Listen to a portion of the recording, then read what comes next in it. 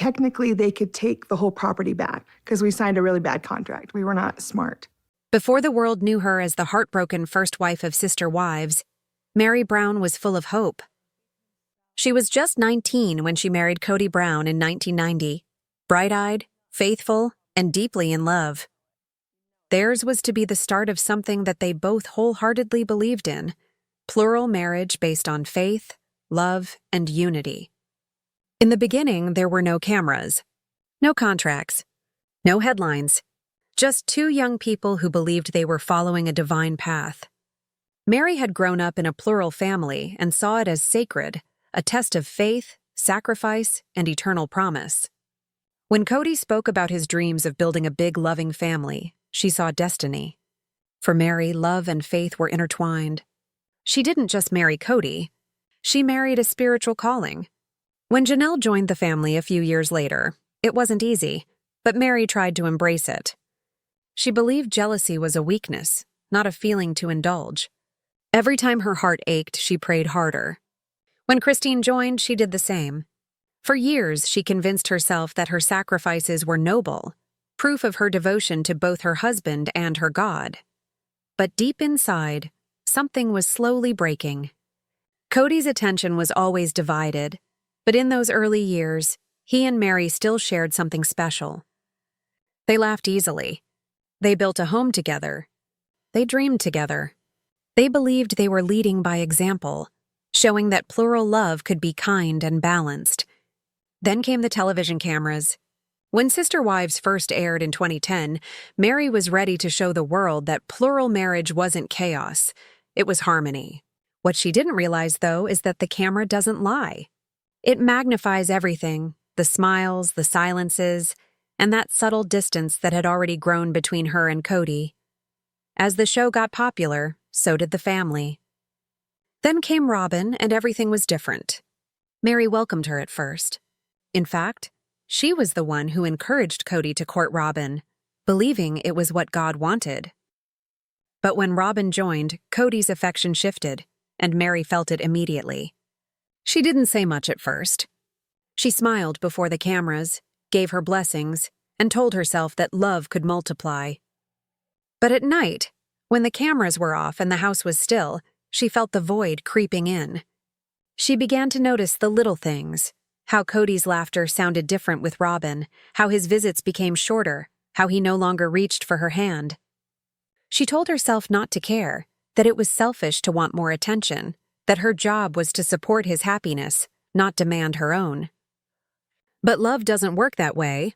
Behind the soft voice and polite smiles, Meri had been drowning in silence. She was surrounded by family yet was utterly alone. Every time she tried to talk to Kody about her feelings, he brushed it off. He told her she was overthinking, that she was being emotional, that plural marriage wasn't about romance, it was about commitment. And she believed him, because she wanted to. Over time, that belief became a prison. The cracks deepened in ways the cameras didn't always capture. While Christine and Janelle found solace in their children, and Robyn built a new connection with Kody, Meri's world grew smaller. As her only child, Leon, got older, finding independence, Meri was left with more empty rooms than laughter. She would throw herself into work, into the family businesses, and try to prove her worth. No amount of effort could replace what was lost: intimacy, partnership, the feeling of being chosen. For Kody, Meri became the first wife, a title that meant tradition, but no longer affection. And for Meri, the title felt like a scar. Even the viewers noticed. They saw how she was always left out of family discussions, how her face fell when Kody would talk about his deeper connections with the other wives. They saw her tears, her forced smiles, and her quiet endurance. But what most people didn't see, what happened when the lights went off, was how deeply she still loved him. To Meri, love wasn't something that was conditional. It wasn't something she could just turn off because it hurt. She still believed that somehow God would restore what was broken. Every night she prayed for patience. Every morning she told herself to keep trying.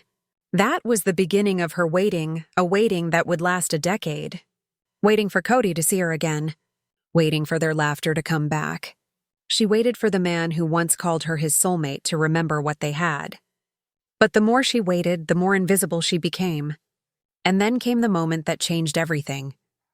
The moment Kody told her he didn't see a future for them. He didn't yell. He didn't cry. He just said it plainly, like stating a fact. "I don't feel like we're married anymore." Meri's world didn't explode. It just went silent. It was then that she knew the sad realization. She had spent more time waiting than actually living. But that's not the end of Meri's story, not yet. Because before she could find peace, she had to face something far harder. The truth that waiting for love that no longer exists isn't faith, it's fear. And Meri was finally beginning to see the difference. Meri felt lonelier than anyone by 2014. Kody was spending most of his time with Robyn, helping raise her children, building a life that felt separate from the rest of the family. Christine and Janelle had grown used to his absence. They focused on their kids and their own independence. But Meri didn't have that. Her daughter Leon was all but grown, and for the first time, Meri's home was quiet. Too quiet. The evening's laughter was no more. Dinners together, night talks, small moments wherein one felt seen were all gone. And so, like many people who feel unseen, she turned to the internet for connection. What started as an innocent friendship quickly became something deeper. The person she met online, Sam Cooper, seemed to understand her better than anyone in years. He listened. He complimented her. He told her she was beautiful, valuable, and strong. Words she hadn't heard from Kody in a long time. For the first time in years, Meri felt alive. She wasn't being ignored, criticized, or compared. She was being adored. What she did not know was that Sam didn't exist. He was an invention, an elaborate lie perpetuated through cyberspace by a woman masquerading as a man. The person behind the messages wasn't a suitor, just a tormentor. For Meri, the relationship felt real. The late-night phone calls, the texts, the emotional connection, it all filled a void that had grown over a decade of emotional neglect. She wasn't looking to cheat. She was looking to be seen. And for a while it worked. She smiled again. She laughed again. She felt like herself again. But secrets have a way of surfacing. When it all came to light, the world didn't see a lonely, vulnerable woman. They saw betrayal. The headlines were merciless. The internet mocked her. Even her family turned cold. The narrative became simple. Meri had been catfished, and it was her fault. It was the confirmation Kody needed to fully detach. He called it emotional infidelity, a sign that Meri wasn't committed to the marriage any longer. But in truth, the marriage had already died long before Sam Cooper appeared. Meri was left to feel utterly humiliated. The whole world knew her pain. The cameras captured her tears, the embarrassment, the shame of being lied to. But behind this public scandal was something deeper, a private heartbreak unrelated to the catfish. What destroyed Meri wasn't simply the betrayal of being lied to online. It was the realization that her husband didn't care enough to fight for her. When she told Kody what happened, he didn't comfort her. He didn't ask how she felt. He just looked at her like she had proven his point, that she was no longer worth the effort. For a woman who had built her life on loyalty and faith, that was devastating. She didn't defend herself. She didn't beg. She withdrew. Meri stopped trying to explain. She stopped reaching out. She stopped waiting for Kody to come back. Yet in the silence, something in her began to shift. The woman who had once lived for her marriage began to realize that she could not continue to find her worth in a man who had stopped loving her. Still, it wasn't easy. Every time she saw Kody and Robyn together laughing, holding hands, planning their future, it felt like another small death. Even Christine and Janelle, sympathetic as they were, didn't get it. They had their own Kody struggles, but they still had families, children around, daily chaos. Meri had silence. The catfishing scandal was a wound she couldn't seem to get away from. TLC kept filming. Fans kept speculating. Every time she appeared on screen, someone would bring it up. Every social media post brought comments from strangers who thought they knew her story. But Meri carried herself with quiet dignity. She didn't lash out. She didn't quit the show. She didn't try to rewrite the narrative. She remained ill, isolated, and unbefriended, yet still upright. Kody would use the scandal as emotional distance, where whenever anything to do with intimacy came up, he would bring it up again and remind her that he didn't trust her, that he didn't see a way back. It had become his excuse to stay away. But deep down, Meri knew the truth. The catfish wasn't the reason their marriage failed. It was a symptom. The real cause was years of neglect, silence, and indifference. By the time the catfish came along, she wasn't looking for excitement. She was searching for someone who cared. And that, perhaps, was the saddest part of all. As the seasons went on, Meri faded into the background. Viewers started to notice when she did not attend family events. When she did, she looked distant. Always on the edge of the frame, smiling faintly, eyes tired, she became the ghost of her own story. Behind those quiet appearances was a woman rebuilding herself in ways no one saw. She started traveling more, delving into small business ventures and connecting with friends outside the show. Slowly, painfully, she started to find out who she was without Kody.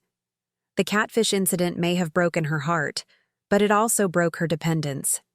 For the first time in decades, Meri wasn't waiting for someone else to save her. She was beginning to realize she could save herself.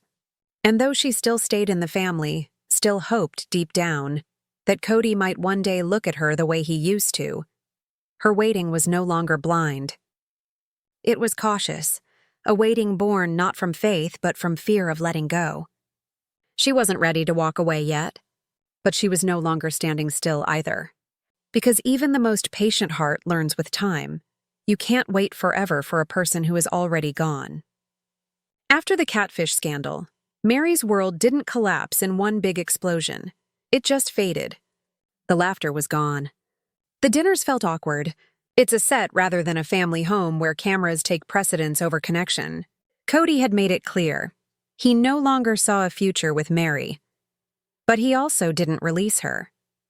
He didn't tell her to leave and he didn't ask her to stay. She was caught somewhere in between. Legally divorced, spiritually bound, emotionally trapped. The divorce had been framed as a practical decision. In 2014, Kody legally divorced Meri so that he could marry Robyn and adopt her children. At the time, Meri agreed, believing it was the right thing to do for the family. But once the papers were signed, she realized the symbolism of it all. She was no longer the wife. She was now a technicality, an original wife turned legal stranger. It was one of those realizations that hit her much harder than she would have bargained for.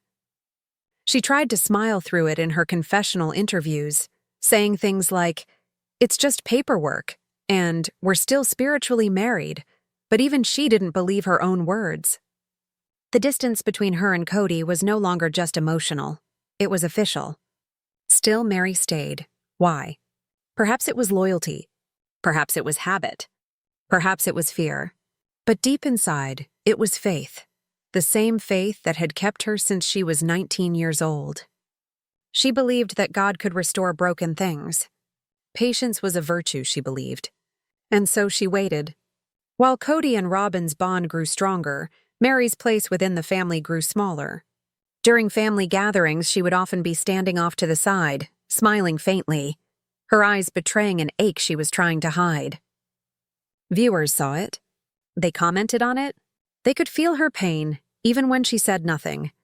In one episode, she sat alone on her porch, her voice breaking as she said, "I miss my family." Not just missing Kody, but missing a sense of belonging. She felt like an outsider in a family that she, in large part, helped build. And in many ways she was. Christine and Janelle had their own friendship, their kids, their routines. Robyn had Kody, but Meri? She had empty rooms, awkward conversations, and a husband who avoided eye contact. She began to focus on herself, at least on the surface.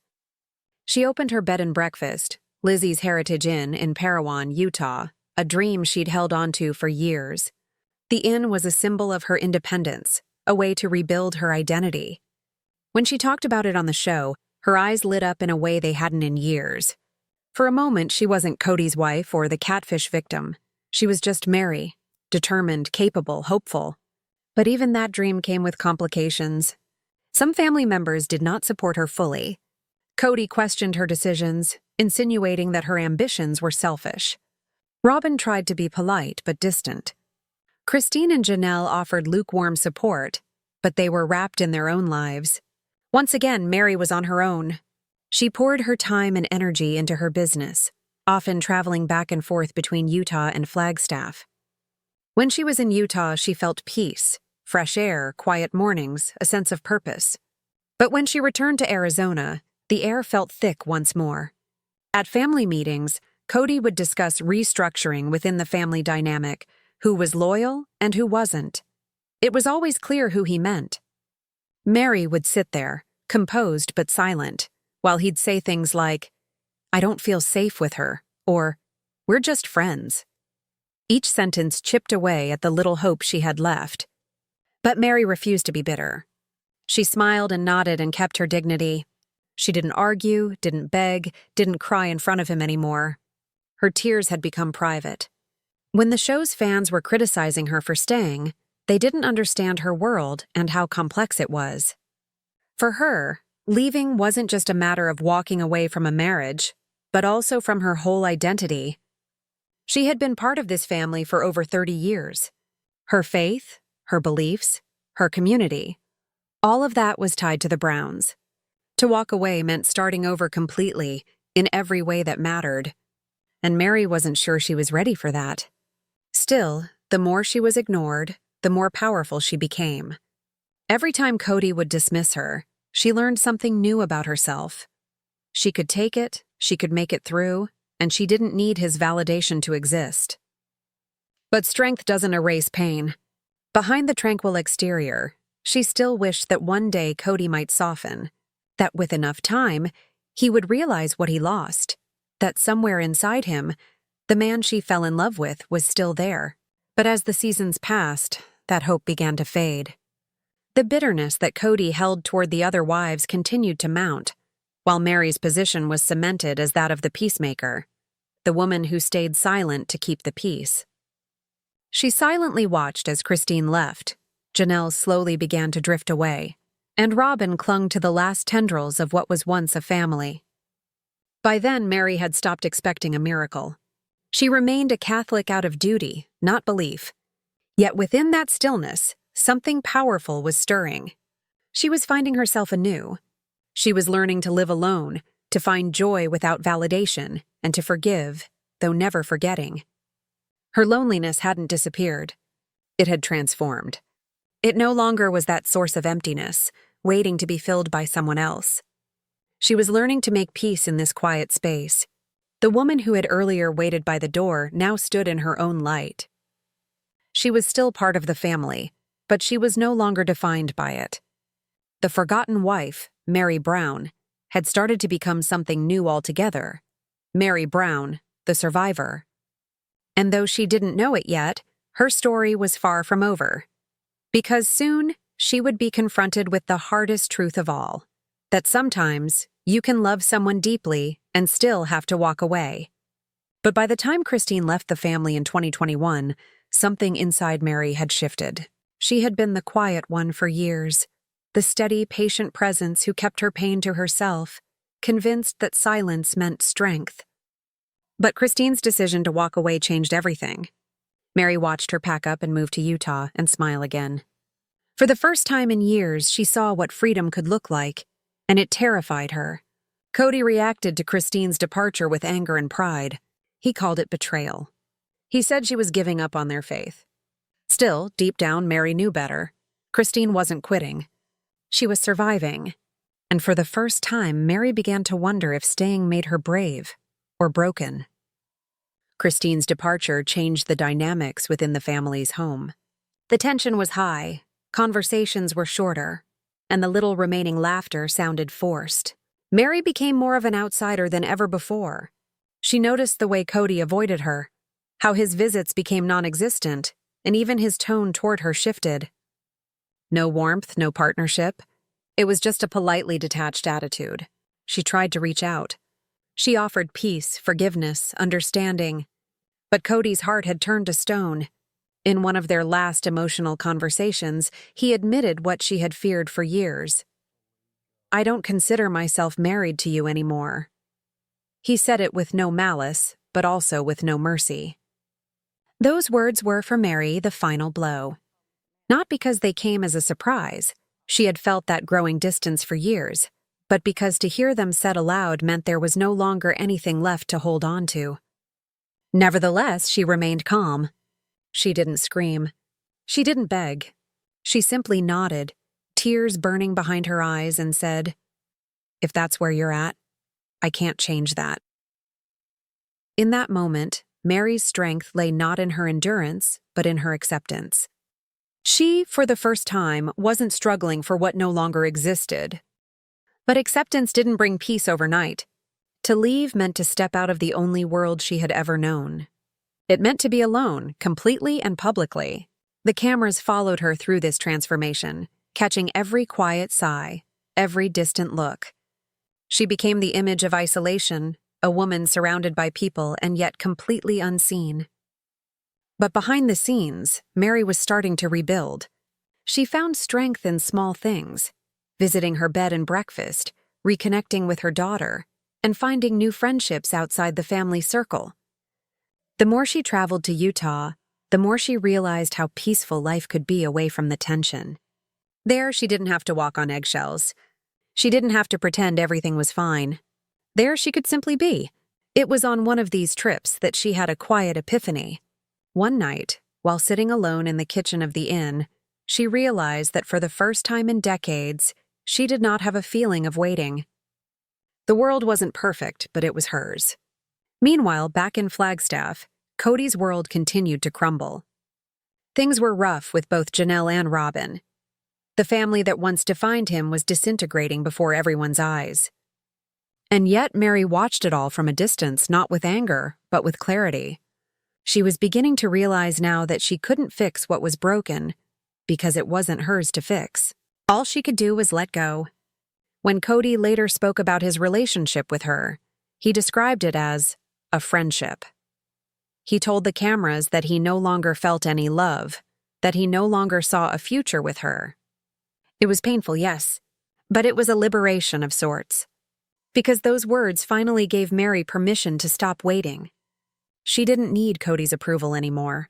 She didn't need him to see her worth because she had already proven it. She had survived every heartbreak that came her way. "I know my value. I know who I am," Meri said softly in one of the show's most emotional interviews. It wasn't defiance, it was peace. That sentence marked the beginning of her emotional independence, the moment she stopped being Kody's first wife and started being her own person again. And yet, for all that the audience still saw a woman living in the shadow of her past, there it was for those who knew where to look, the beginnings of a spark of self-respect, growing with every refusal to break. For me, the breaking point wasn't about rage or confrontation. It wasn't about walking out dramatically or burning bridges. It's about Meri learning that sometimes the most powerful thing one can do is to just stop trying to be chosen. Because love that has to be begged for isn't love at all. By the end of that year, the distance between Meri and the rest of the family was complete. She had become a quiet figure in the background, still showing up, still loyal, but untethered. Kody had his anger, Robyn her tears, Janelle her independence, and Christine her freedom. And Meri? Meri had her peace, fragile, quiet, and hard-earned. But she wasn't done growing yet, because what came next wasn't just about healing from heartbreak. It was about rediscovering joy after decades of surviving. And for the first time in her adult life, Meri Brown was about to live for herself. When the dust finally settled, Meri Brown stood alone, but she wasn't broken. For the first time in more than 3 decades, she didn't wake up wondering where Kody was, or whether he'd stop by, or what she could do to earn his attention. The silence that had haunted her had become something new. Peace. The years following her emotional separation saw the quiet rebuilding of her life. No announcements, no fanfare, just small, thoughtful steps toward freedom. She started spending more time at her bed and breakfast, Lizzie's Heritage Inn in Parowan, Utah. The creaking floors, the mountain air, the scent of pine, it all felt healing. There, Meri wasn't the first wife. She wasn't the one Kody left behind. She was just Meri, a business owner, a host, a woman reclaiming her name. She finally found joy in simple things: greeting guests, cooking breakfast, laughing with friends. Every passing day, she realized how much of her energy she had given away to keeping peace, holding on to love that no longer existed, and proving her worth to people who stopped noticing long ago. Now her worth was her own. The healing didn't come overnight, though. There were days when the memories caught up with her, the family gatherings she hadn't joined in, the milestones she had missed, and the man whom she had thought she would have grown old with. And sometimes, when she looked at old photos, she hardly recognized the woman she used to be, the one smiling next to Kody, convinced that endurance was love, and that faith meant staying, no matter how much it hurt. But now she saw that endurance is not love, it's survival. And Meri was done surviving. She started to see more and more of herself outside of polygamy, outside of everything she'd ever been taught about what a woman should be. She began reconnecting with Leon, who had become their own person, living authentically and without apology. To witness Leon living without apology was literally inspiring for her. In interviews and online posts, Meri's tone began to shift. She no longer spoke like a person defending her past. She spoke like a person ready to move forward. She posted affirmations about independence, strength, and joy. She traveled, laughed with friends, and began to surround herself with people who saw her for who she was, not who she used to be. And when she spoke about Kody, there was no bitterness, just honesty. "I loved him. I gave him everything I had," she once said. "But I can't make someone love me." That simple truth carried the weight of 30 years. For decades, Meri had been the Brown family's foundation, the woman who started it all. But the foundation had been laid with sacrifice, not with balance. With loyalty, not with equality. Now she was building something new. Her business grew. Her confidence returned. And fans who once pitied her began to admire her, not for her endurance, but for her transformation. In a world where so many people fear a fresh start, Meri became proof that it is never too late. She didn't rush into dating or needed any validation from anyone else. She wasn't trying to replace Kody. She was finding Meri again. "I'm not a victim," she once said. And she meant it. Because Meri's story wasn't about being left behind. It was about walking out of the shadows and realizing she'd been the light all along. When the world finally saw her standing, she no longer carried the burden of that sadness. The woman who used to sit by the window now stood at her door greeting guests, ushering in new beginnings, and writing her next chapter with her own hands. She let go of the past, not because it warranted forgiveness, but because she deserved peace. And peace, as she learned, doesn't come from holding on. It comes from letting go. When she was asked what she wanted in the future, Meri never mentioned marriage or fame. She talked of growth. She talked of happiness. She talked of love this time, self-love. Her journey became bigger than a TV show.